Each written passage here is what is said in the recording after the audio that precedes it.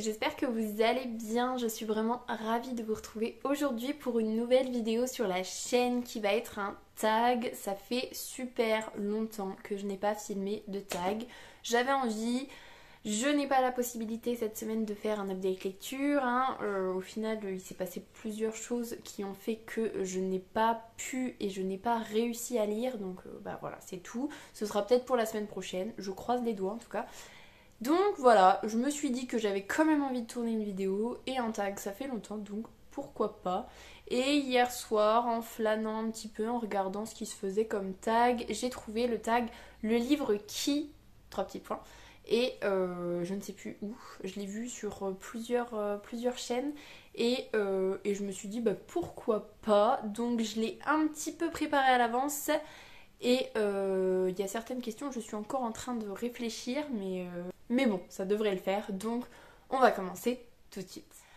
Alors, première catégorie, le livre qui m'a fait pleurer. Et là, tout de suite, j'ai pensé à Mon désir le plus ardent de Pete Fromm. Ça a été un véritable coup de cœur, mais ça a été aussi tellement émouvant, tellement triste. Je me souviens, j'en avais un petit lac de larmes ici. C'était bouleversant comme histoire. Pete Fromm, pour l'instant, pour moi en tout cas, c'est presque une valeur sûre. J'en ai lu que 2 de lui. J'ai lu La vie en chantier qui était une claque monumentale aussi, c'était juste trop bien. Et j'ai énormément pleuré aussi dans La vie en chantier. Et donc Mon désir le plus ardent, et c'est vraiment super chouette. Mon désir le plus ardent, en 2 mots, on suit un couple en fait sur le moment où ils se rencontrent jusqu'à la fin de leur vie en fait, avec un événement bien particulier qui va bouleverser leur vie, et voilà, en gros c'est à peu près ça. Ça m'a fait énormément penser à la série This Is Us, série qui est un énorme coup de cœur pour moi. Je pense que ça fait partie de mes séries préférées, et donc là ça a fait tellement écho en moi que voilà, c'était un coup de cœur absolu. Je vous conseille Mon désir le plus ardent. C'est très triste, mais c'est très beau, et ça se dévore. Franchement, ça se lit tout seul. Donc voilà. Ensuite, deuxième catégorie, le livre qui m'a fait le plus rire. Alors là, rire, c'est un petit peu compliqué parce que je suis pas sûre que je ris beaucoup en fait dans les livres. Et je me suis dit que globalement, donc je vous parle pas d'un livre, mais je vous parle d'une saga, globalement, la saga Charlie Davidson de Darynda Jones me fait quand même assez rire, assez sourire, mais me fait rire quand même des fois. Charlie, qui est la faucheuse, voilà, on suit Charlie, faucheuse, conseillère avec la police et détective privé. Voilà, en 2 mots, c'est à peu près ça. Elle est tellement drôle, tellement pétillante, il lui arrive tellement des histoires de folie à chaque fois.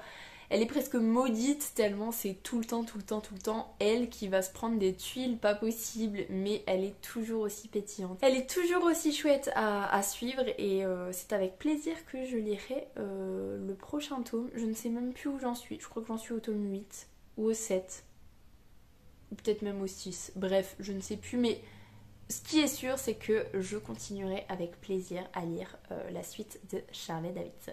Troisième catégorie, le livre dont je me suis le plus reconnue dans le personnage principal. Alors là en fait tout de suite j'ai pensé à quelqu'un, c'est peut-être prétentieux de ma part, je sais pas, mais j'ai pensé à Ophélie de la Passe-Miroir, donc de Christelle Dabos, donc saga archi chouchou pour moi, La Passe-Miroir c'est une révélation aussi. Et Ophélie, je sais pas, le côté très timide. Alors je suis pas timide à ce point là, mais voilà, le côté assez timide, mais en même temps elle est excessivement dévouée à sa famille, à ses proches, et elle va tout donner en fait quand elle aime quelqu'un. En fait sa timidité va se gommer et elle va tout donner pour aider les personnes qui lui sont chères. Et voilà, en fait je me reconnais un petit peu là-dedans, donc c'est peut-être un peu prétentieux parce que Ophélie quand même elle pèse dans le milieu, mais voilà, je me suis reconnue pas mal dans Ophélie, pas trop dans les autres. J'ai cherché, j'ai regardé dans ma bibliothèque, mais honnêtement, voilà, je me reconnais pas plus que ça, et donc voilà. Quatrième catégorie, c'est le livre qui me donne envie de voyager. Et alors là, tout de suite, j'y ai pensé. C'est Ma vie, mon ex et autres calamités de Marie Vareille.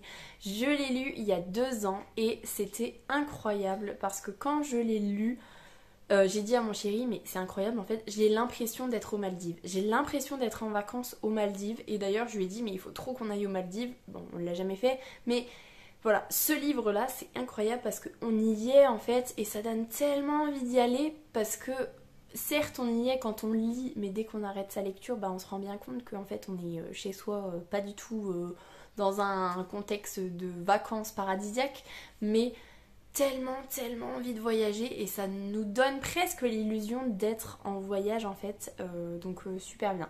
Franchement, trop bien. Donc si vous avez envie d'un truc frais, d'un truc pas mal drôle quand même, assez, et puis d'un cadre vraiment super cool, et ben Ma vie, mon ex et autres calamités sans hésiter. Cinquième catégorie, c'est le livre qui me donne le sourire. Et là tout de suite, j'ai pensé à Anne de Green Gables de Lucy Maud Montgomery aux éditions Monsieur Toussaint l'Aventure. Édition magnifique, hein. On n'en parle pas suffisamment, mais si en fait j'en parle tout le temps. Magnifique. Bref, j'avais tellement peur, mais en fait c'était juste trop bien. C'était un coup de cœur énorme et c'est une lecture doudou. Mais Anne, elle nous fait tout le temps sourire, elle nous fait du bien, c'est un vrai bonheur d'être avec elle. Et voilà, j'avais le sourire quand je lisais Anne. Alors, je vais pas le mettre dans elle me fait rire, quoique à certains moments un petit peu quand même, mais c'est surtout qu'elle me fait tout le temps sourire. Elle est pétillante, elle est haute en couleurs et voilà, je vous le conseille à 10 000%. Hein. Là, clairement, je vous parle quand même de pas mal de trucs qui me donnent vraiment envie et qui ont été des plutôt bonnes lectures, voire même des coups de cœur. Mais franchement, Anne de Green Gables, c'est ma révélation de 2022, hein, clairement. Je ne regrette absolument pas et j'ai très hâte de récupérer le tome 2 et de le lire tout simplement. Sixième catégorie, un livre qui me fait croire en l'amour. Alors bon, je crois en l'amour en règle générale, mais là je l'ai peut-être pas pris dans la bonne formulation en fait. Et pour moi en fait j'ai pensé à l'histoire d'amour qui me plaît le plus dans tout ce que j'ai lu. Et mon histoire d'amour favorite c'est l'histoire d'amour entre Fer et Rysand de Un palais de colère et de brume de Sarah J. Maas. J'adore cette saga, j'adore encore plus le tome 2 qui est un véritable coup de cœur et Fer et Rhys c'est... voilà, j'adore. Et en 2 mots, réécriture de La Belle et la Bête. Dans un monde de fantasy. Voilà, c'est tout. Lisez la saga Un palais d'épines de rose, ça vaut trop le coup. Septième catégorie, c'est le livre qui m'a le plus touchée et là, donc du coup je vous parle de quelque chose qui est pas si récent que ça finalement parce que ça va bientôt faire 1 an, mais à l'époque le livre qui m'a le plus touchée c'était Ainsi gèlent les bulles de savon de Marie Vareille qui parle essentiellement de grossesse, de maternité, de postpartum, qui va montrer des choses qui ne sont pas forcément ce qu'on montre le plus souvent par rapport à la maternité au postpartum. Et ça a fait énormément écho en moi et ça m'a énormément touchée. Et là, je pourrais le mettre dans ça m'a fait pleurer aussi, mais pas autant que Mon désir le plus ardent. Mais ça m'a énormément touchée parce que dans certaines choses, dans certaines situations par rapport à un personnage en particulier, c'est des choses que j'ai ressenties, c'est des choses que j'ai vécues et voilà, ça a fait écho en moi et je remercie encore une fois Marie Vareille d'avoir écrit ce livre-là parce que ça permet de dire certaines choses par rapport à toute cette thématique-là qui n'est pas assez dit. Ça commence un petit peu, on commence à en parler, mais c'est vrai que c'est très important en fait de mettre les gens au courant et de désacraliser un petit peu quelque chose qui peut être incroyable et qui peut aussi être pépère tranquille et voilà quoi. Donc, qui m'a le plus touchée, Ainsi gèlent les bulles de savon, clairement. Huitième catégorie, le livre qui m'a transmis le plus beau message. Alors là, ça a été un petit peu difficile. Après, ça a presque été une évidence. Et donc, je sais pas si je réponds bien à la catégorie ou pas. Mais j'ai pensé à L'Icabog de J.K. Rowling aux éditions Gallimard Jeunesse. Comment vous dire, ça a été un coup de cœur, l'Icabog. J'ai trouvé ça incroyable comme histoire. Franchement, je voulais même lire ce livre-là à mes élèves. Bon, j'ai une classe particulière cette année, donc la lecture c'est compliqué, mais voilà, c'est clairement un livre que je lirai à ma fille quand elle sera en âge d'écouter, hein, parce que l'Icabog, ça transmet un message de fou au niveau des préjugés, au niveau des stéréotypes. Et je trouve que c'est bien de le mettre entre toutes les mains, même pas forcément celle des enfants. C'est bien écrit, c'est beau, c'est dur, c'est aussi dur. Ça transmet aussi un petit message aux enfants qui est que la vie, c'est dur aussi des fois. Et être adulte, ça veut pas dire que ça va être extraordinaire, que ça va être tout beau, tout rose. Non, être adulte, c'est être confronté à des situations qui peuvent être difficiles, qui peuvent être bonnes, certes, mais qui peuvent être vraiment difficiles. Et donc voilà, ça transmet quand même pas mal de messages importants selon moi. Et en plus, voilà, l'histoire est trop bien. Donc si vous n'avez pas lu l'Icabog, si tout ce qui tourne autour de J.K. Rowling vous freine par rapport à ça, personnellement, moi je sais que j'arrive à faire la part des choses entre l'auteur et l'œuvre, et l'œuvre est vraiment super bien. Donc voilà. Neuvième catégorie, le livre avec la plus belle couverture. Alors dans tous les tags, c'est celui-là que je mets, et je me suis dit, mais non mais en fait, cherche pas, tu vas remettre celui-là parce qu'il a vraiment une couverture magnifique. Bah oui, Magic Charlie d'Audrey Alouette aux éditions Gallimard Jeunesse. Alors le tome 1, parce que le tome 2, il est vraiment très beau, mais je le trouve un petit peu moins beau. Le tome 1 est vraiment super beau, hein. Alors, Anne de Green Gables, le tome que j'ai en ma possession est vraiment très beau, mais Magic Charlie, c'est quand même quelque chose. Magic Charlie, si je fais un petit résumé tout rapide, un jeune garçon qui va découvrir que c'est un magicien et qui va essayer de sauver sa grand-mère qui a ses souvenirs qui sont en train de s'effacer, mais pas de façon naturelle. Voilà, à peu près, voilà, c'est vraiment en deux mots à chaque fois, donc il y a plein de choses que j'oublie de dire, mais voilà, clairement, très bonne lecture et couverture vraiment magnifique, donc ça ne gâche absolument rien. Voilà. Dixième catégorie, c'est le livre qui me fait le plus envie. Alors là, voilà, je suis pas encore fixée totalement sur ce que je vais vous dire. Si je devais réfléchir, le tome 2 de Anne, je ne sais plus c'est lequel d'ailleurs, le titre, je sais plus. Bref, je vous remettrai la couverture ici. Donc le tome 2 de Anne me fait très envie. Le tome 2 de Babel Corp me fait très envie parce que c'était vraiment une lecture trop incroyable. Je vous en reparlerai en update lecture, mais le tome 2 de Babel Corp me fait très envie. Mais après réflexion, en fait, je me suis dit qu'il n'y a pas un livre en particulier qui me fait très envie. Il y a un auteur en particulier qui me fait très envie. C'est Brandon Sanderson. J'ai très envie de retrouver sa plume. Je sais que c'est me lancer dans une bricasse pas possible. Je sais que ça peut être compliqué au niveau du temps que je peux dédier à la lecture, mais j'ai très envie parce que Brandon Sanderson, c'est un univers. Peu importe ce qu'il écrit, c'est un univers, c'est une plume, c'est une histoire, c'est des personnages, c'est vraiment juste génial. Franchement, si vous aimez la fantasy, si vous aimez la science-fiction, pour l'instant, moi, tout ce que j'ai lu de Brandon Sanderson, c'était vraiment juste génial. Donc franchement, allez-y parce que ça donne trop envie de découvrir encore plus de ce qu'il a écrit. Donc voilà. 11e catégorie, c'est le livre qui m'a laissée indifférente. Et là, je suis partie sur quelque chose. Je vais vous expliquer pourquoi, mais je suis partie sur le tome 1 de La Faucheuse de Neil Shusterman aux éditions Robert Laffont.